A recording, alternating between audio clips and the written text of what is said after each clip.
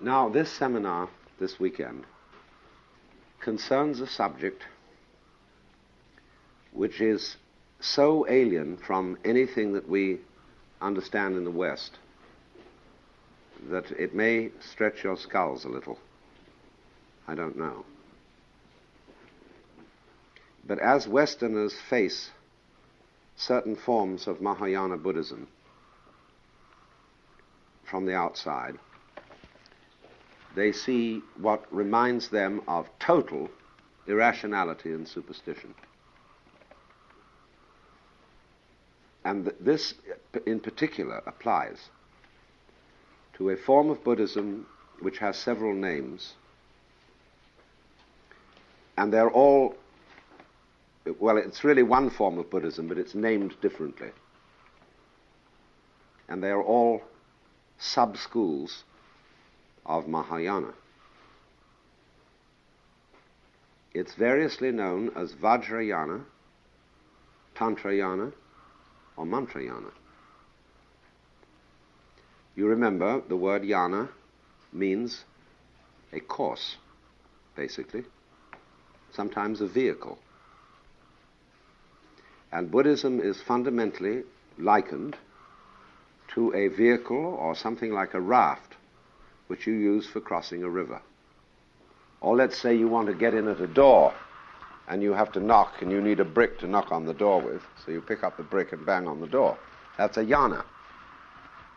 It's an instrument, an expedient, a means, a technique, a method.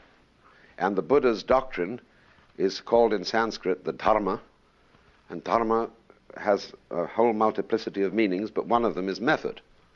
Although it's usually translated law in English, this is not a good translation. So the yana, the whole idea of a yana is related to the idea of upaya, which I have previously explained to you. U-P-A-Y-A, meaning skillful means, what we would call a pedagogical device or sort of trick, because upaya in politics means cunning. But in religion or philosophy, it means the skill of a teacher in getting something across to a student. And so the whole essence of upaya is really surprise.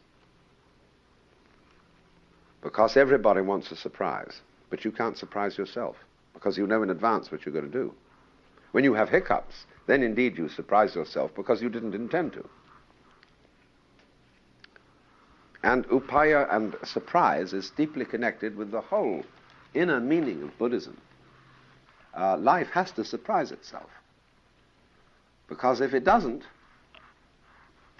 you don't know you're there.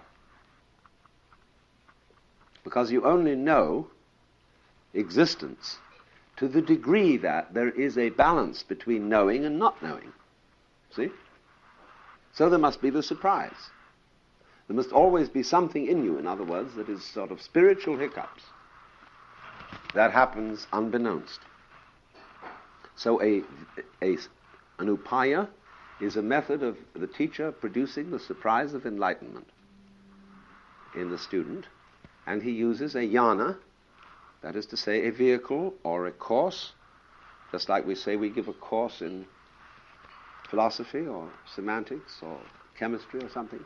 And so the course then is the Mahayana, the great course, which includes ever so many different upayas or different ways, the Hinayana, the little course, which has only a few ways. Now, in the Hinayana, they are very tough-minded, and they stick to the notion that all enlightenment depends on your own effort. The Buddha is supposed to have said just before he died, "Be you lamps unto yourselves. Be you a refuge unto yourselves. Take to yourselves no other refuge." And in Japanese classification of Buddhist schools, they have two that are respectively called Jiriki and Tariki. And they classify all schools of Buddhism under these headings. Ji means self, Riki means power. So there are ways of salvation, or better, more accurately, liberation, by your own power, Jiriki, and then Tariki are the ways by the power of another. That is to say, liberation through what Christians would call grace, rather than works. And it's fascinating how the problem of faith and works, or grace and works, turns up in Buddhism just as it does in Christianity. And it's really the same problem. You see, in the history of Christianity, there was a huge argument around 400 AD between a Welshman, or a Celt, by the name of Pelagius, and Augustine of Hippo. And Pelagius was a kind of optimistic Britisher who believed in muddling through and playing the game and putting your nose to the grindstone and so on. And he believed that one's own will and effort could obey the commandments of God, because he argued that God would not have given us any commandments unless we could have obeyed them. But St. Augustine said that he missed the point entirely, that if he had read St. Paul properly, especially the Epistle to the Romans, he would have found out that God did not give us commandments in order that we should obey them, but in order to prove that we couldn't. That is to say, as St. Paul put it, to convict us of sin. That the law, in other words, was a gimmick, an upaya. Nobody was ever expected to obey the law. The Ten Commandments, summarizing the law. Especially, thou shalt love the Lord thy God with all your heart, with all your soul, and all your mind. Nobody can do that at all. And so even the greatest saints are always beating their breasts and confessing that they're abysmal sinners, because they've realized that they can't live up to the commandments. So therefore, St. Paul taught that the law, he said, is a pedagogue to lead us to Christ. And you see, a pedagogue has the same meaning as upaya.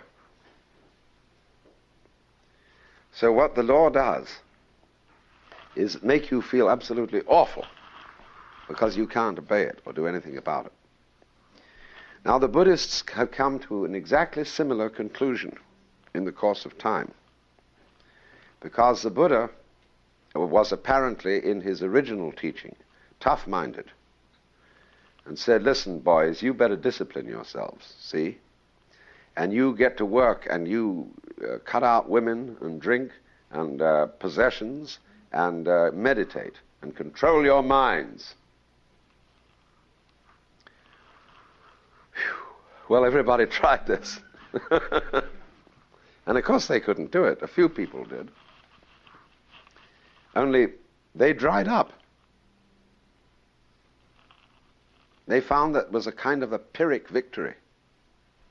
That what you gain by stopping your humanity and stopping your emotions isn't worth getting. It's like cutting off your head to cure the headache. So they realized that wasn't the way. But that was why Buddha suggested it, so that they'd find out. So then came in the new schools of Buddhism, which said that you must be liberated by tariki. And ta, as I said, means other power. That is to say, the power of something in you that is not your ego, just in the same way as your heart doesn't beat at the will of your ego. So in psychoanalysis, for example, we would say that the unconscious has to be worked on, and that it will be watered and nourished and so on, and eventually the unconscious will produce your integration. This is Jungian language, not Freudian. And you depend on that. It's not you. Because, of course, integration means that you get the two aspects of yourself together and acknowledge them both as you. the conscious and the unconscious, the power of the ego, and the power of the natural organism, or the psyche. And so in every art one realizes there comes a point where your will is exhausted. You've tried everything to make something work, and it won't work. And then to achieve the perfection of the art, something has to happen of itself, which we variously call grace, inspiration, or tariki. And the problem that everybody's always wanted to know is how to make that happen.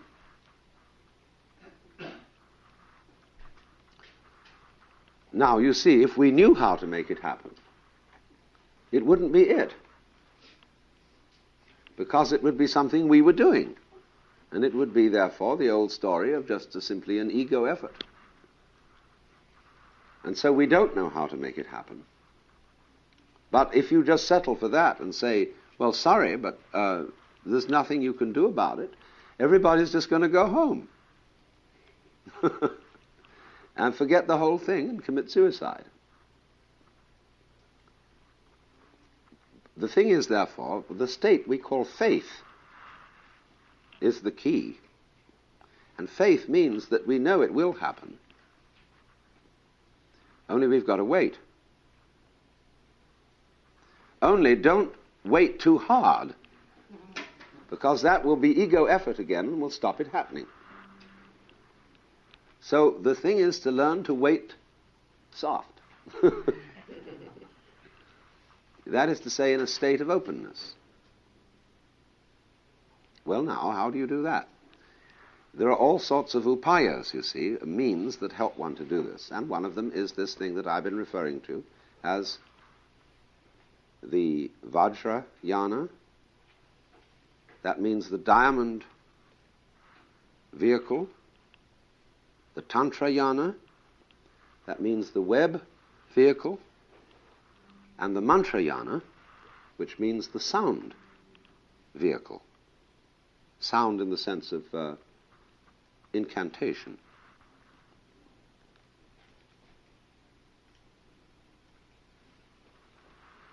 I may as well begin with Mantrayana aspect of it, because this is the most perplexing to us from our point of view and doesn't make any sense.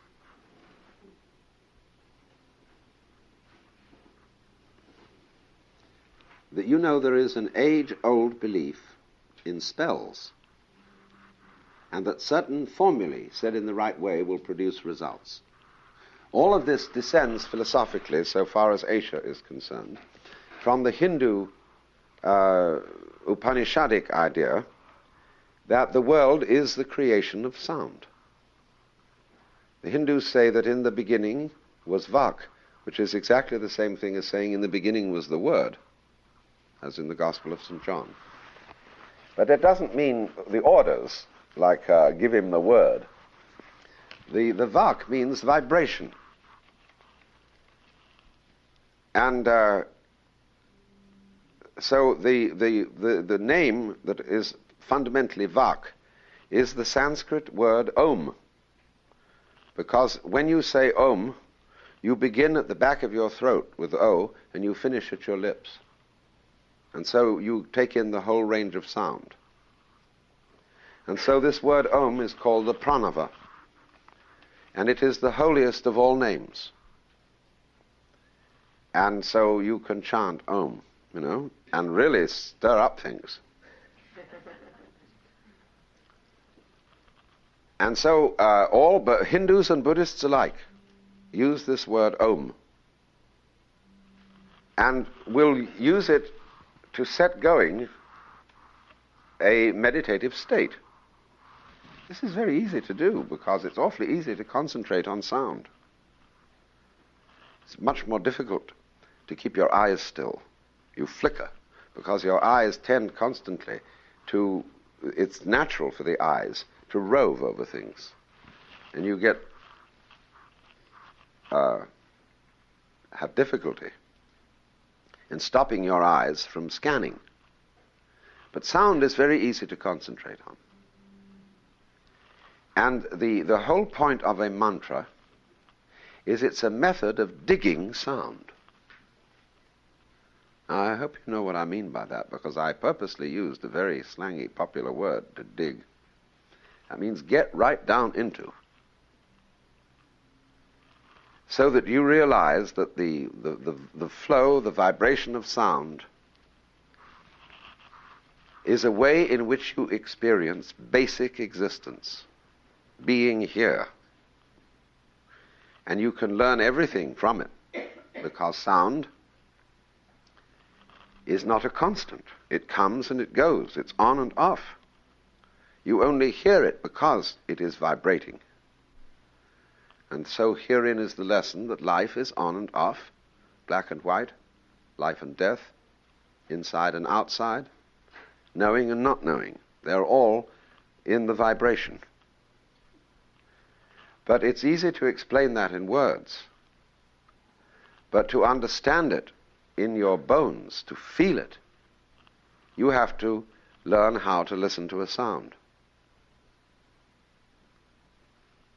So then they invented this way of making chanting sounds.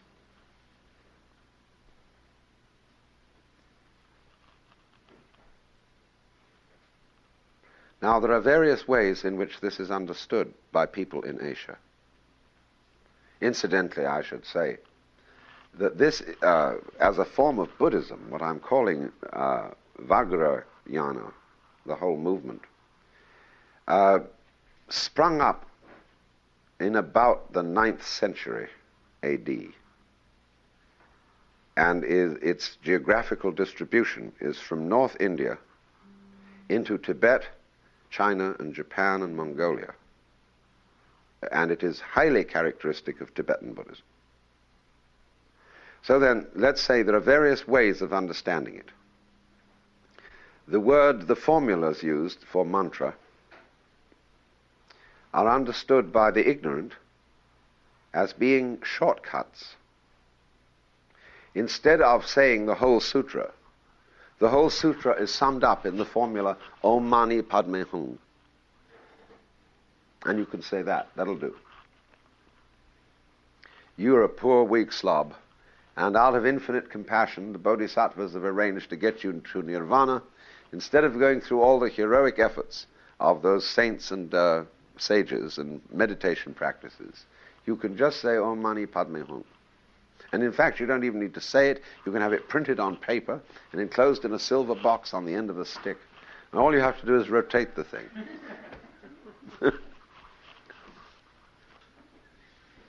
So the popular idea of this is the shortcut. The next idea of it is the one I've been sort of talking about, which is that you concentrate on these formulae, on these sounds. And there's a third interpretation, which is, you might call, the esoteric interpretation, which was originally, as far as I know, the first person to really bring this up was Vasubandhu, whom I told you about last week, who lived, shortly before 400. And he said the whole point of mantra is that they don't mean anything at all. And that the word Om is completely meaningless. And that all these various different kinds of incantations are totally senseless. And the idea of repeating them is to liberate yourself from the notion that the universe means anything. All those forms of Buddhism which are associated with the Vajrayana are what is called Tantric. And Tantric, the word basically means web structure, warp and woof. Well now, Tantra in Hindu context is a discipline that is sometimes called the fifth Veda. There are 4 Vedas, which are basic holy scriptures of Hinduism. The fifth Veda is, as it were, the esoteric one. Now, according to the four Vedas, in order to be liberated, you have to give up physical life. That is to say, you must not eat meat, you must not have sexual intercourse, you must not take alcohol or any kind of consciousness-changing substance. There are various other things, I forget them all. But in Tantra, the whole idea is liberation through the forbidden things. That is to say, liberation in the world, belonging to the world, participating in the world.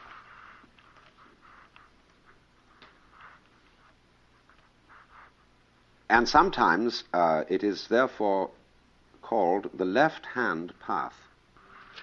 Once, as a Hindu story, you know, that the Brahma was asked the question, who will gain to union with you first, he who loves you or he who hates you? And Brahma replied, he who hates me, because he will think of me more often.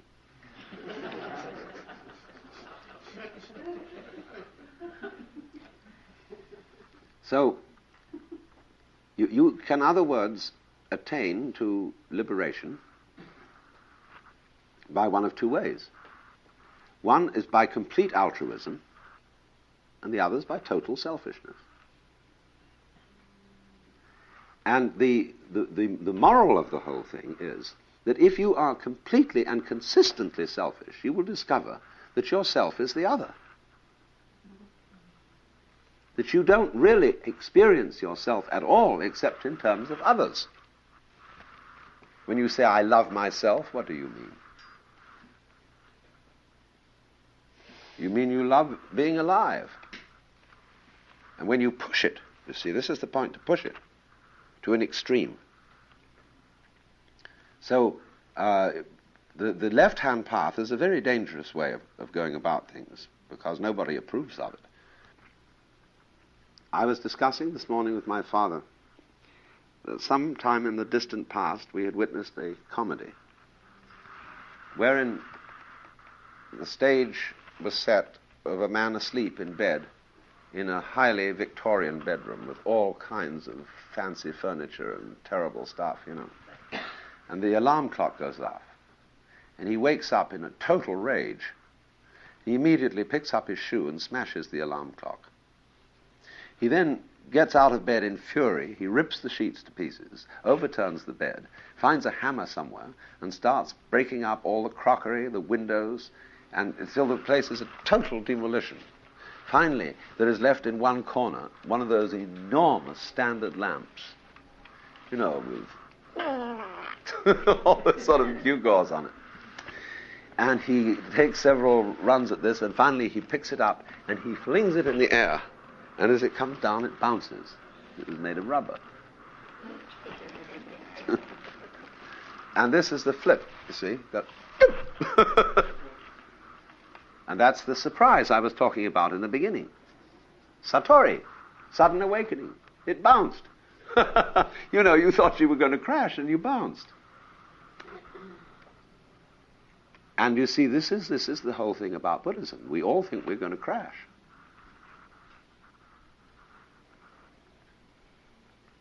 And it must seem that way, because otherwise it won't be a surprise to bounce.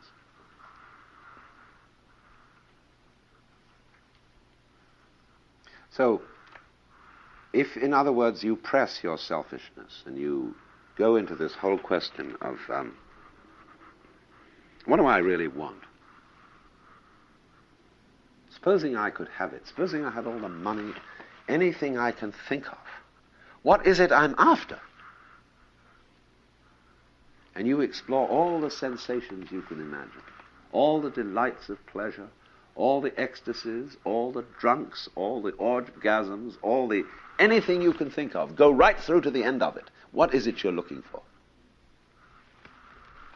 You say, I want to be flipped. You know, I want to be let out of myself. Well, when you're let out of yourself, that's altruism. He that would save his life shall lose it. that he that loses his life, or looses his life, shall find it. You go one way or the other, and it all comes to the same thing. All right, so in the same way, take the path of meditative discipline on concentration, where somebody is sitting there with a stick and says, you attend, see, I'm the master. You follow that way. See what you want to get that out of that. Try and get rid of yourself. That's one way of doing it. And there's certain kind of people who ought to take it that way. They want to. They don't know they're here unless they hurt. And that's the right way for them. We shouldn't condemn it. It's just like there are certain kinds of plants that grow this way, there are certain kinds of plants that go this way, and so there are many types. On the other hand, there's the mantra game, where people say, oh, this is so simple to do. You really don't have to chant it at all. It's just the shortest formula, and it's this kind of cut. And then they get going into this thing, and they get fascinated. Singing Om Mani Padme Hum, so something like that, or like those Pure Land Buddhists in Japan, Namo Amida Butts, Namo Amida Butts, Namo Amida Butts, Namo Amida Butts, Namo Amida Butts, and it eventually comes Namanda Namanda Namanda Namanda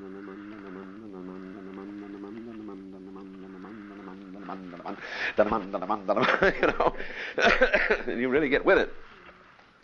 And when you get with it, you suddenly realize it's doing you. Now, what's the difference between you and it? Self and other. Self-power, other power. Jiriki, tariki. It's all one. Only you play it isn't. Because you have to do that. I say have to. That's not quite the right word. You do that in order to create the sensation of existence, which is called now you see it, now you don't. I want to draw your attention to the fact that very vivid Tibetan painting has a curious way of creating a state of mind, if you really start looking at it, that I can only call psychedelic. It's I don't know anything else quite like it. As you get into the detail of it, it's like this.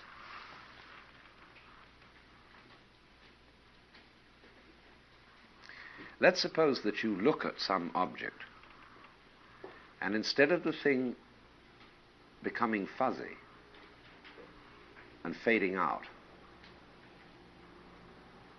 it always gets more detailed, more clear, more alive. And you suddenly find out that what you thought was just a bunch of blur was 16,000 maggots with bright eyes on them, and that every eye was a deep jewel. And you go down into these deep jewel-like eyes, and you find inside them that there are cross-legged Buddhas with aureoles round them, and necklaces of human heads. And then you start looking at those, and by Jove, in every eye on one of those human heads, you look inside it and there's another Buddha sitting there, see? And you go on like that forever and ever and ever in myriad detail, see? But now that is a state of consciousness which these artists are trying to represent. It is the idea of the Dharma Dhatu, which I explained in last seminar.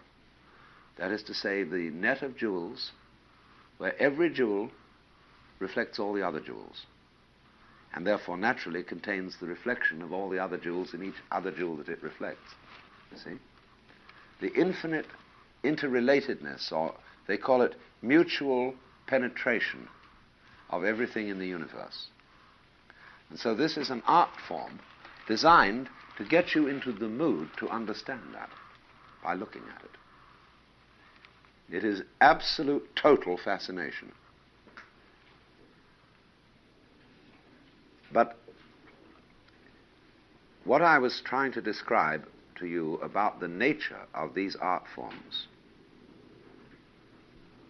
where you look at the details, and then you suddenly discover that behind the details there are millions more details. And you never fuzz out. You find, in other words, that the possibility to see down into something goes on forever and ever.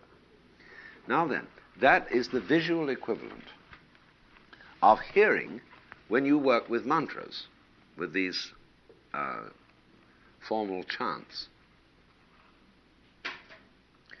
To get to hear sound in such a way that,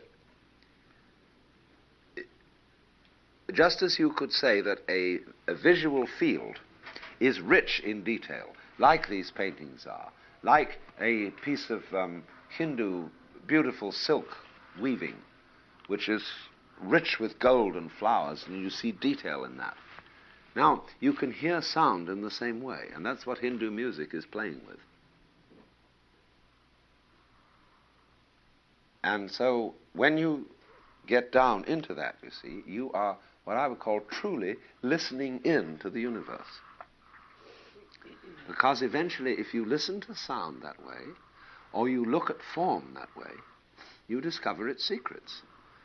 This is just another way of investigation of life, comparable to our scientific investigation with microscopes and chemical analysis and this, that, and the other.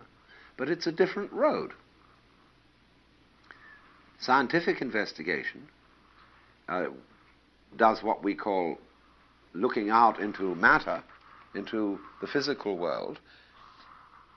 This is going in the opposite direction, but it's all the same thing. It's the same continuum.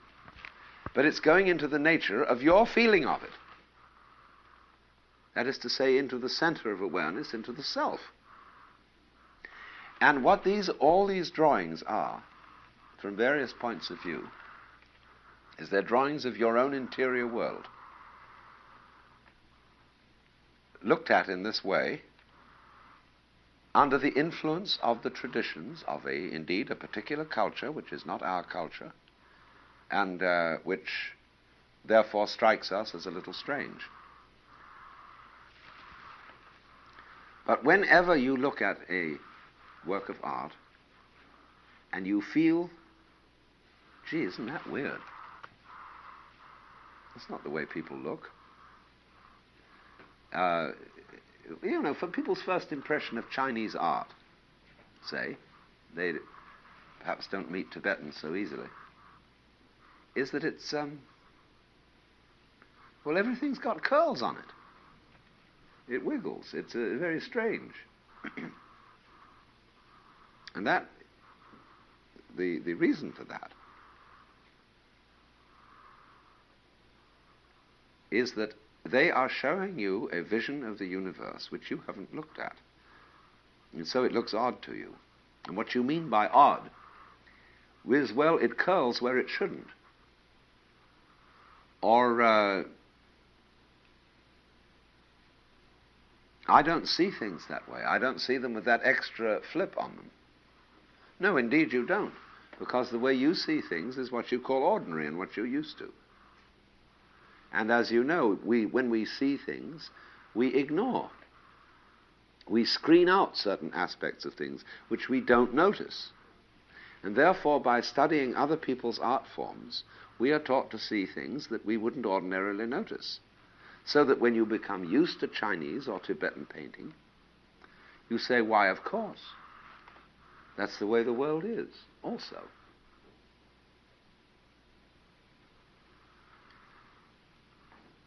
So the feeling of the strange, of the, we use the word exotic. And that means a thing looks exotic when you look at it from somebody else's point of view. And eventually you get used to it. And so if you move into a state of consciousness, such as I've been trying to describe, that is not the usual kind of state of consciousness, you say it's kind of weird, isn't it? And if you aren't prepared for that, you might be afraid of it and say, am I going mad? Am I going out of my mind? Yes, you are. You're going out of your ordinary set of mind, but you're going into just another aspect of mind. And at first it always feels weird. That's why people have difficulty in meditation.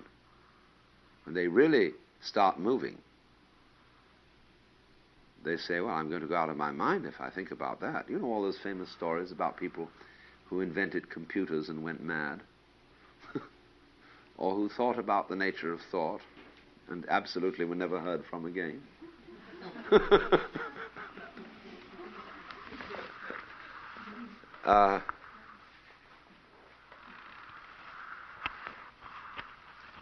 There's a certain fear, in other words, of the loss of one's own ego, of the sort of regular world where conventions go on, where the familiar gestures are made so that you feel at home, and you get into other dimensions of awareness where the gestures are different. The nerves are doing something else, or in Eden you don't know whether they're even nerves anymore. They may be Adi Buddhas and all these charming girls who you see in these things, and you don't know who they are. Some kind of weird Tibetan fantasy. You say, this will get cultural shock. Stay away from that. But it isn't cultural shock with respect to some other people. It's cultural shock with respect to your own inner life. In other words, that we all have in us levels of vibration which we're not used to, not familiar with, and therefore are scared of. So this particular kind of Buddhism, Vajrayana, is a rather adventurous, not to say dangerous, exploration of man's inner consciousness, depicting it in an elaborate symbolism, which, although to a Westerner used to Christian symbolism, looks as if it were a drawing of some heaven somewhere, of potentates seated on thrones and receiving homage and all that political bit. All these are quite definitely, I'm not making this up, all these are quite definitely to be understood as exteriorizations of your own being. In other words, let us suppose that we looked on a microscope slide at the cross-section of a spinal column, or of an area of the brain. This would show us certain designs, certain patterns, and they would be rather central to you. Now, these are equivalent to those, but they are moving in a different direction, and you have to understand now the difference between what is called the material body and the subtle body. The rupa, actually that means the formal body, as I explained last second seminar. The word rupa in Sanskrit, which is applied to the material world, means the world of form, the world seen in a certain form, a form to which we are accustomed. So you have a formal body, which is you as you appear to any other objective observer. Then you have a subtle body, which is the way you are as you feel to yourself. In other words, supposing you've been on a drunk and you wake up with a headache and it feels that your head is so big. Well, that's the shape of your subtle body.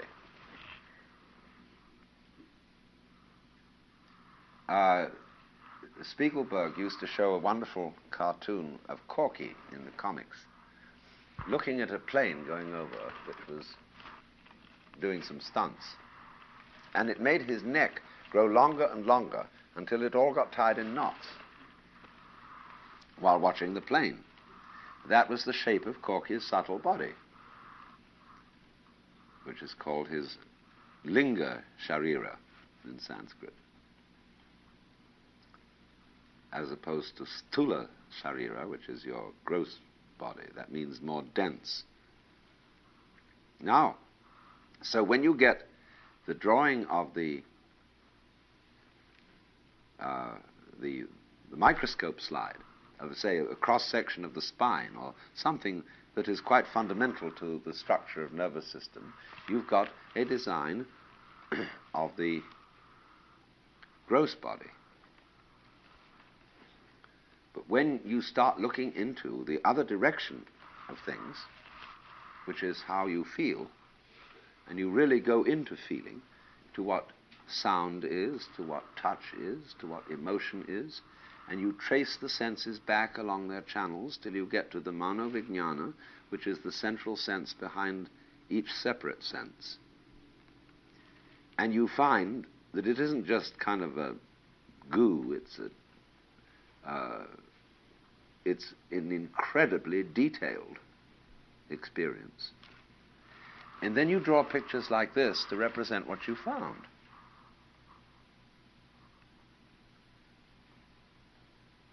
We would draw them in a different way if we genuinely made this inquiry ourselves, because we have different traditions. And we would find ourselves, goodness only knows what we'd be drawing. But we would be making things like the stained glass windows in Chartres Cathedral, you see, and crucifixes, because when you investigate sensation, you go down into it, and you feel it getting more and more intense, more and more intense, more. You see, right down. How much can you stand? Well, there's Jesus on the cross. See? Cover it with jewels. Make it gorgeous. So all these things, you see, are investigations of the basic sensation of being alive. And people are curious about that. You know, where are we? What's it all about? Well, the only way is to look and see. So if you want to find out what you mean by meaning, by asking a question, by being conscious, by being here, well, you have to meditate. And meditation, as not meditating on something, like thinking it out in an intellectual way, it is looking more closely at what you're asking the question about. So, you can do that externally, with a microscope, with chemical analysis, and so on. That way is valid. But it has to be balanced by the internal way, going down into your own sensations and your own consciousness.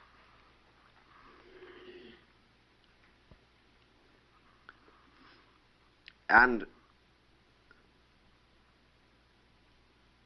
the point that I'm going to make again in another way that I made this morning is that this isn't something you're supposed to do. That is to say, it isn't a chore. It isn't your solemn duty, unless you want to come on. That's the sort of person you ought to be. This is a delight. To get into that out of total fascination and joy and love of whatever it is that you are and everybody else is. So that this is a different spirit of religion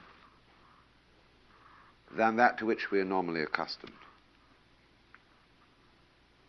Instead of saying, which I suppose is an attitude characteristic of what you might call a patrist as distinct from a matrist culture. Go and read your Bible. Get down on your knees and repent, you see. Ooh. Well, we feel pretty spooked by that attitude. This one says instead, psst, I've got something to show you. Look in here. You want to know what all this is about? You watch. Take a look. You look in there and you say, oh, no. It can't really be like that. And you look at this other guy who's the guru, you see. He says, it's all right, don't be afraid. Ooh, that's not possible. Say, yeah, you know. And this is the attitude. And I don't know how to suggest it except by this sort of drama of the two different approaches. So, this then is the,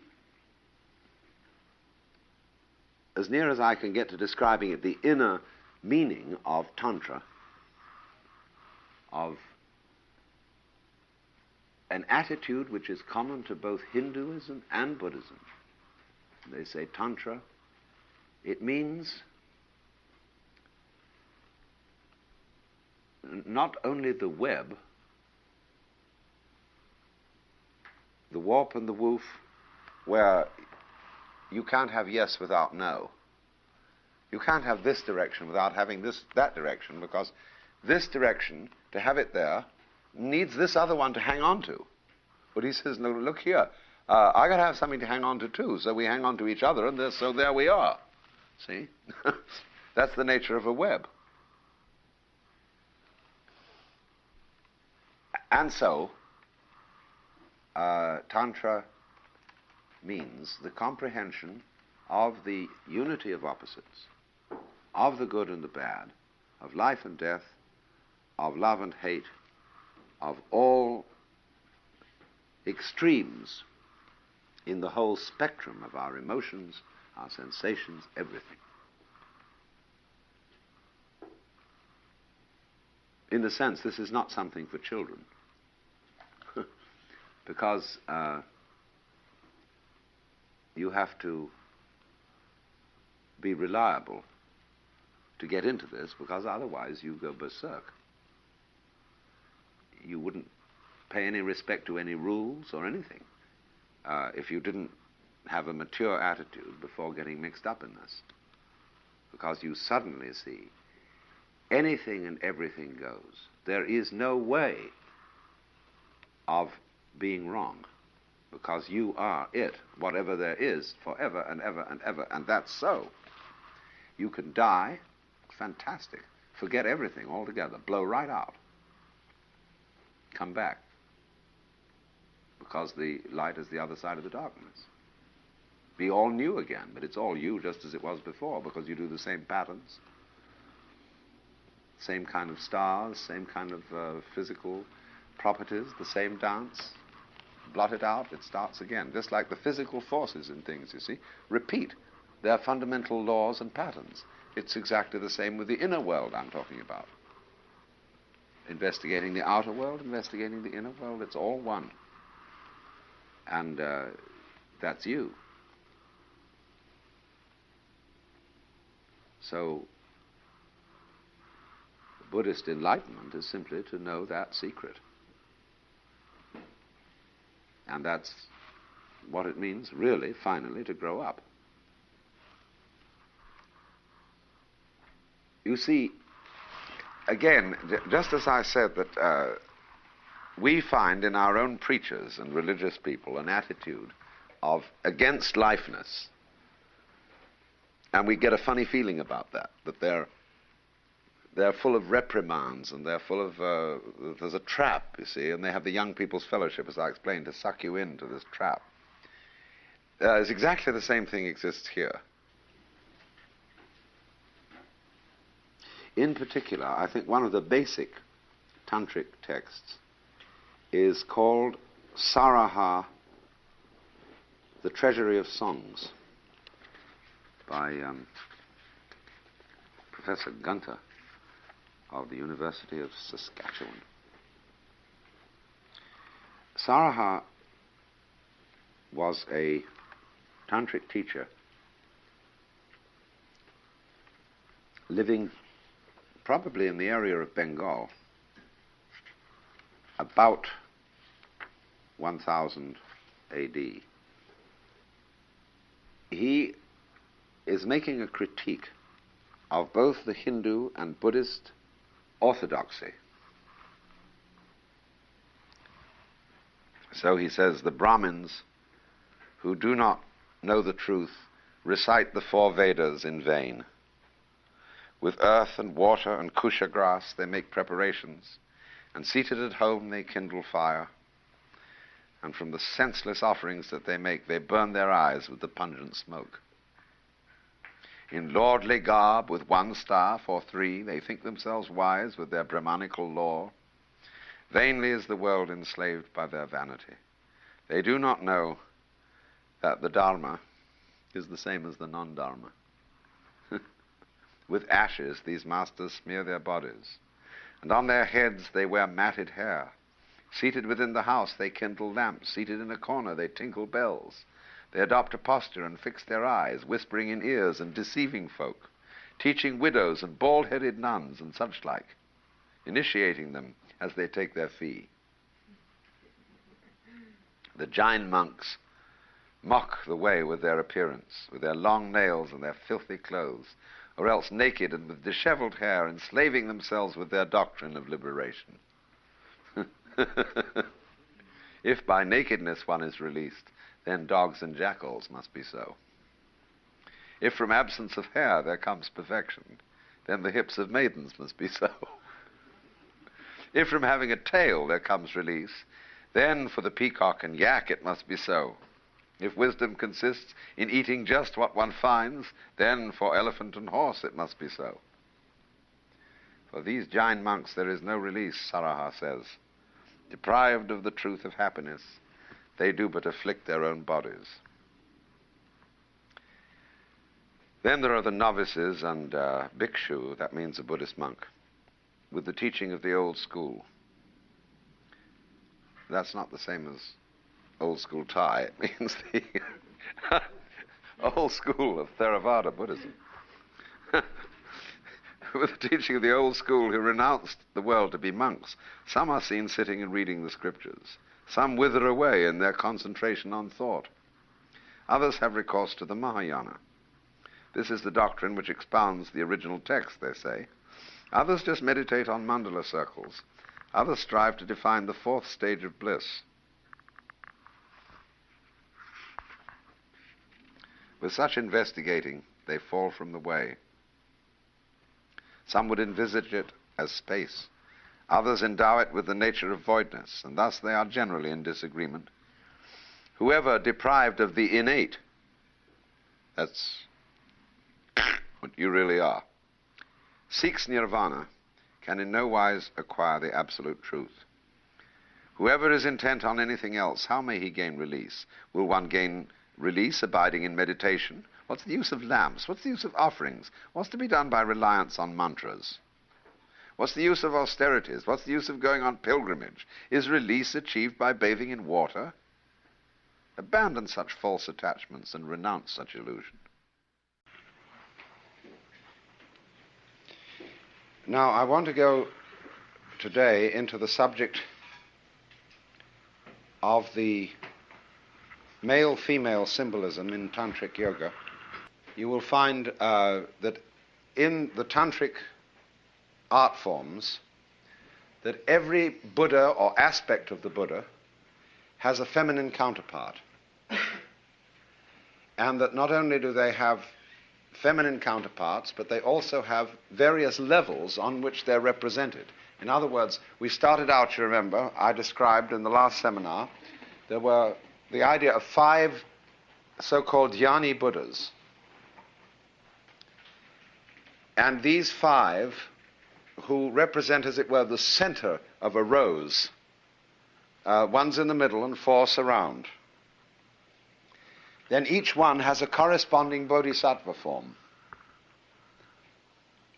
And then each bodhisattva has in turn a corresponding heruka form, but they're all forms of the original 5. Then whether they're in the form of a jnani Buddha, or in the form of a bodhisattva, or in the form of a heruka, which is kind of wrathful and weird, far out to kind of character, often with bull's heads. There's one here, which we can look at as a little statue that Kim has brought over. They're all reducible to the original group. And all have these female counterparts, and they are represented as in sexual intercourse, touching at all points, in a complete embrace. And the idea is that this embrace lasts forever and ever and ever and ever and never ends. Because this is a way of representing the nature of life. What is fundamentally involved in this system is self-knowledge. You see, without resonance, nothing happens. If there are no echoes, you can't hear anything. Supposing we get a room in which we blanket all the walls and blanket the floor, soundproof it in every possible direction, you can hardly hear anyone talk, because voice requires resonance. That's why people enjoy singing in the bathtub. They suddenly discover they've got a good voice, because suddenly the bath and the structure of the room, which is all non-soundproofed, resonates their voice. That's why you use a violin or a cello or a bass fiddle has a big wooden structure to make the sound resonant, to play back to itself. And that's why we are all so fascinated with recording things, taking photographs, writing them down, and above all, remembering. It's a form of resonance. Because you see, if you don't remember anything, you don't know you're there. A person who had total amnesia and lived in a split second only wouldn't know he was there. We could conceive, and perhaps there are some forms of life that don't know they're there. I don't know whether my particular cells constituting my body, I don't know whether they know they're there. Maybe they do. Maybe they have some wonderful system of resonance that I know nothing about, and they're all worried about what I'm going to do with them. And having conferences and meetings and policy decisions and so on and so forth, because this person in charge, it might well be that when I die, or when we all die, all our cells suddenly say, God is dead. And they have their big theological controversy. And say, well, we just have to fend for ourselves from now on. And that's called corruption, when they all go off on their own. So, I don't know. It may be that we've got some kind of a system like that. But certainly, to know that you're there, you need an echo. So I invented this limerick. There was a young man who said, though, it seems that I know that I know. What I would like to see is the eye that knows me when I know that I know that I know. So this is the thing, you see. Not only do you remember what happened and say, it made an impression on me, which means it made me remember. Like your retina remembers whatever is seen, so that it sticks there a little. In other words, that's why you get the illusion of a circle of fire when you revolve a cigarette in the dark. It makes the impression of a circle because your retina remembers and holds, as it were, the impression of the flame. And so then, beyond that, we are absolutely fascinated with the whole principle of remembering. And so then, when there's some gathering of people, and we say, well, this is a great day, what a wonderful picnic or whatever it is we're having, it's a pity somebody didn't bring a camera. It should have been photographed. Now, do you see that in this whole thing, there is both a gain and a loss? One school of people are saying it should be photographed. The other school of people are saying, let go of it. When you go around, we had so much experience of this in Japan because all our students brought cameras and were constantly photographing things. And I had a camera and I was constantly photographing things, but I felt that so long as I had a camera with me, I was somehow distracted from actuality. I had a little box with which I went around grabbing life. Of course, it's great to come back and look at it in the form of photographs, but there's something about the photograph that is inferior to the actual experience that you're photographing. But there is an immense fascination in photography, in painting, in reproducing. And reproducing, you see, is the same thing as sexuality. It is reproduction, only in another way. Because it tells you you're there, you're alive, the thing bounces, it echoes. So the duplicity in all this is, you see, one school of religious people say, let it all go, don't be attached. In other words, and they also say, live in the moment. Like Krishnamurti's doctrine of stop trying to remember everything. You may need a kind of factual memory for your name and address and a telephone number and things like that.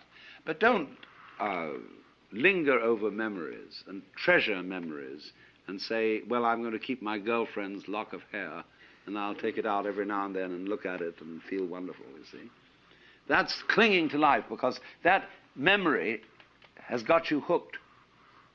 It holds you to the past, and it holds you to death. But then there's the other school of thought, you see, quite opposite to this, which says, remember to remember, title of one of Henry Miller's books. Hold on to it all. Get involved. Keep your girlfriend's hair. Keep all the photographs. You know how in some houses, the piano, everything is completely covered with photographs and reminiscences. I went to visit Gloria Swanson once. I've never seen such a house full of memories. Everything in all directions was Gloria Swanson. Photographed on this occasion, signed on that occasion, presentation this. I went to visit once too the wife of a former Archbishop of Canterbury. And the whole house was memorials. I mean, it was a complete clutter of tombstone furniture with little brass plates on it, presented on the occasion of this, that, and the other. Well, you say, look, that person isn't really living. And they're all in the past. But on the other hand, what is life, you see, except there is a memory, except there is an echo? So what I want to point out, you see, is the duplicity of all this. That you don't take, if you're a wise man, you don't take sides in this issue. You do both sides. And that is the meaning of the unity of Sangsara and Nirvana. On the one hand, you let go of everything and you live in the eternal now, because that's all there is. See, memory is an illusion. It's all gone. So everything you know about that makes an impression on you is no longer there. That's the meaning of Maya. There is only the eternal now. There is only the present moment, and never will be anything else.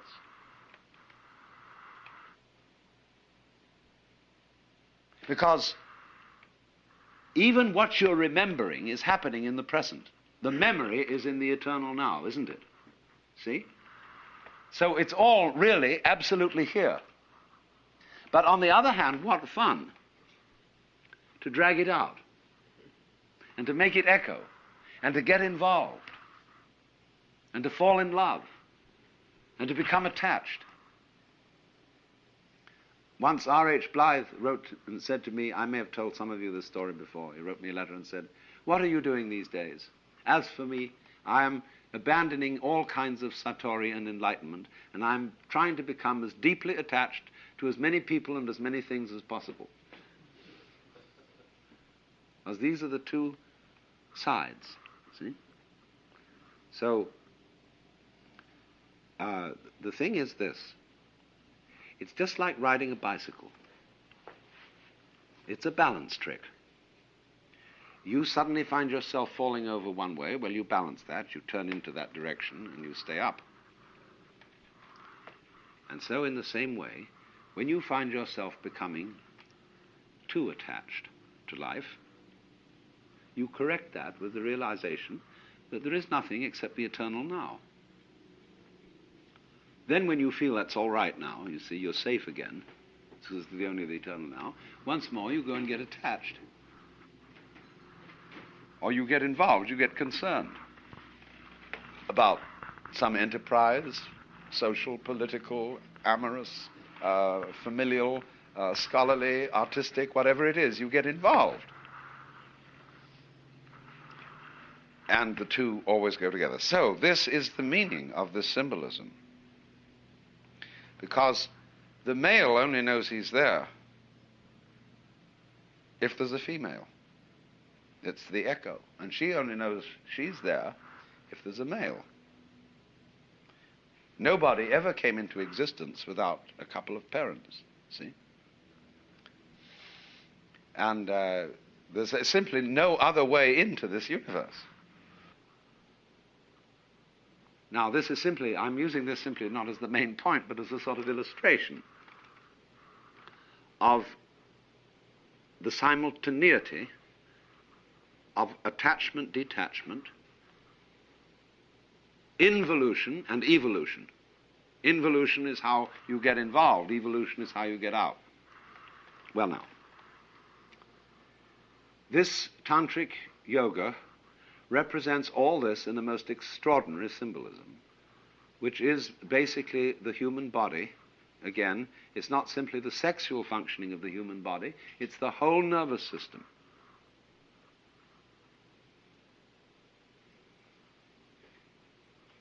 If you really dig into this, you will find that there is a psychic anatomy, and this psychic anatomy in yoga philosophy belongs to what I explained yesterday as the subtle body.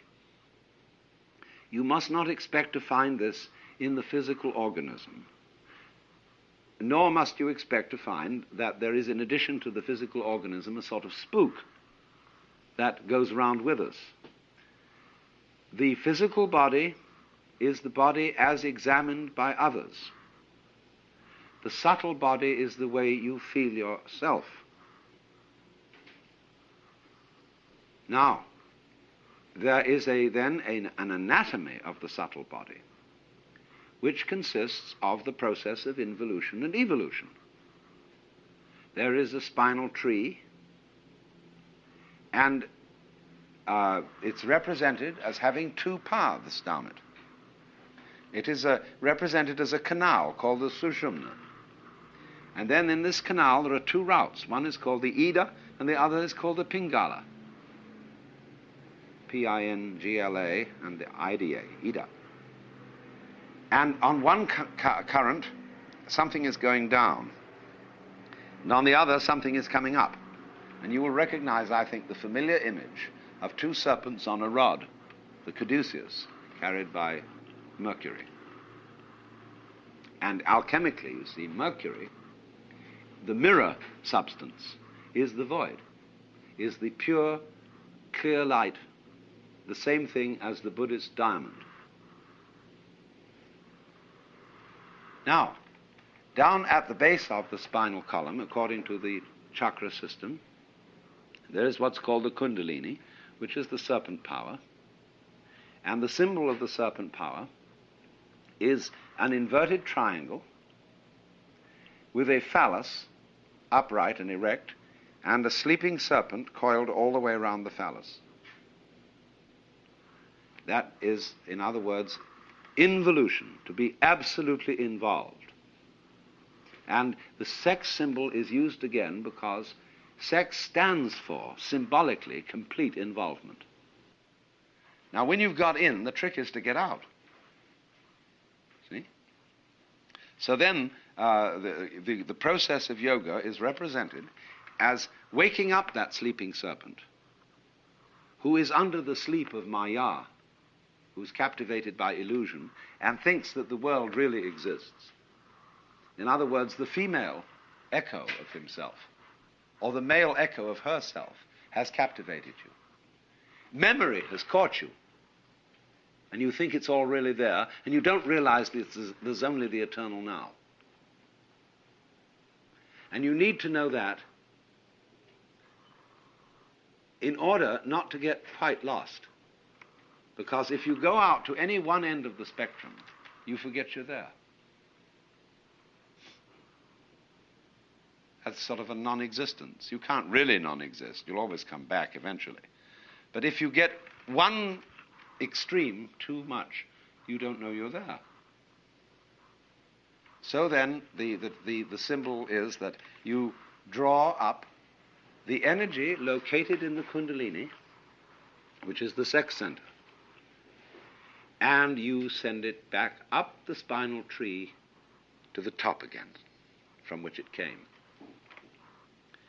Now, this is the theory of sex yoga. The theory is that the male and the female partners, who, as I explained yesterday, are husband and wife, or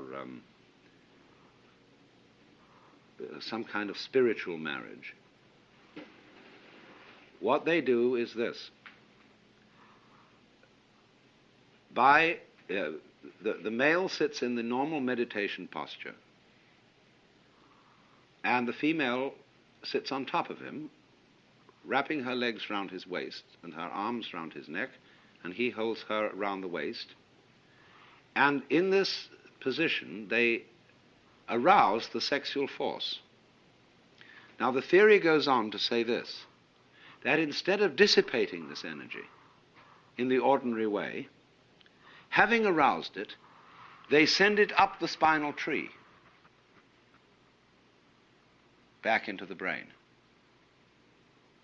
Now, don't take this literally. This is a symbolism.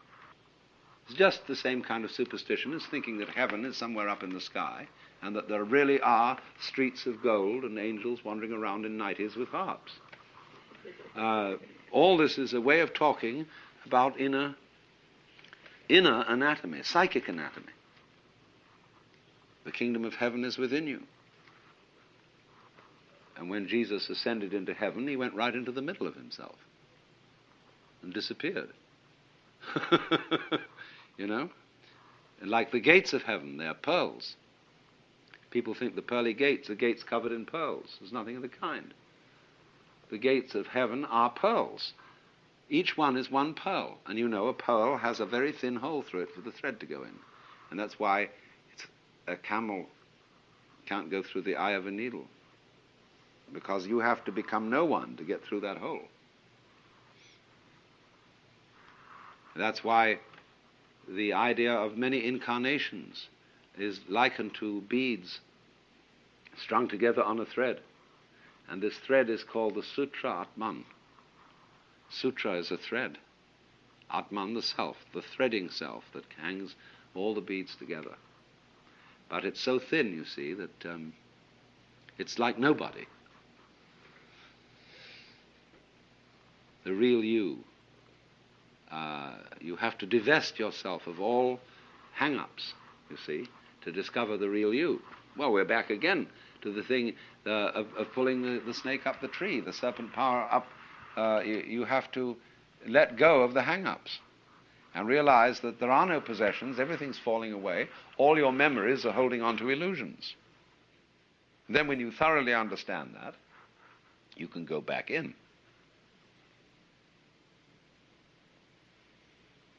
So you've got a marvelous picture of the world as a sort of systole and diastole, of attachment and detachment, attachment and detachment. And this takes us right back, you see. The Bodhisattva who is liberated, who has let go and is no longer attached, given up memory, and this is the meaning of giving up woman, who is your resonator.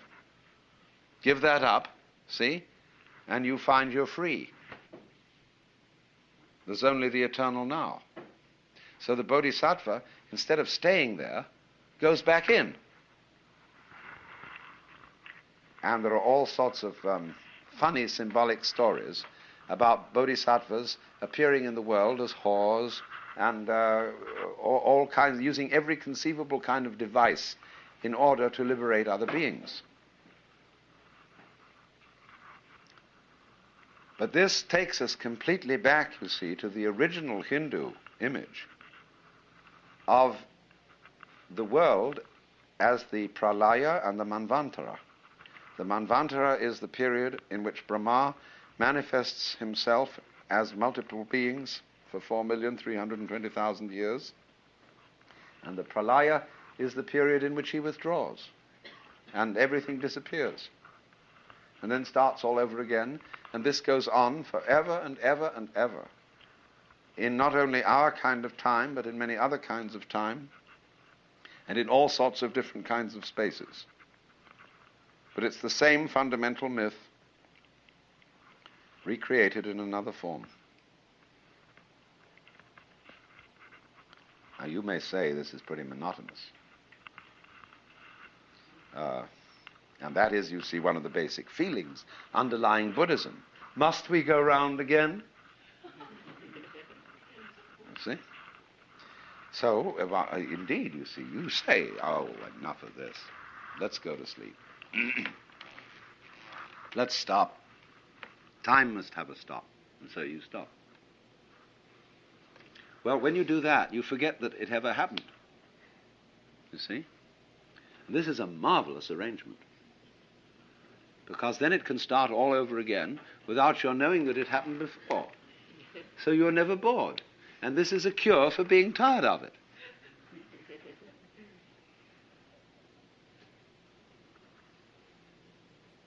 Because if you didn't know, I mean, that's where the memory goes, you see. And so when you come back, there's no problem.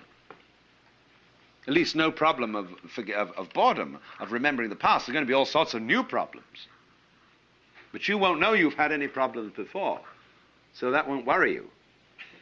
Until you begin to accumulate memories again, and you've had these problems, and it's becoming a bore dealing with problems, and then you get rid of yourself. It's called death. It's a beautiful arrangement for keeping everything young and new, and for keeping the universe running without getting tired of itself. And that's the definition of keeping on.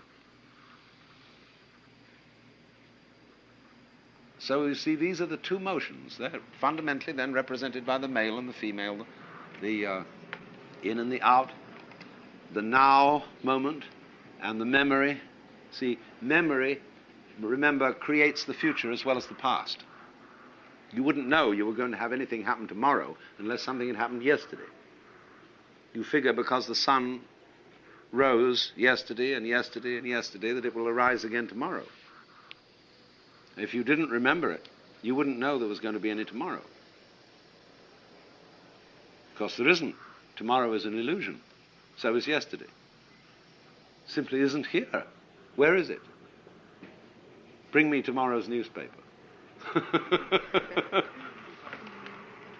Now this is perfectly marvelous arrangement, you see. So that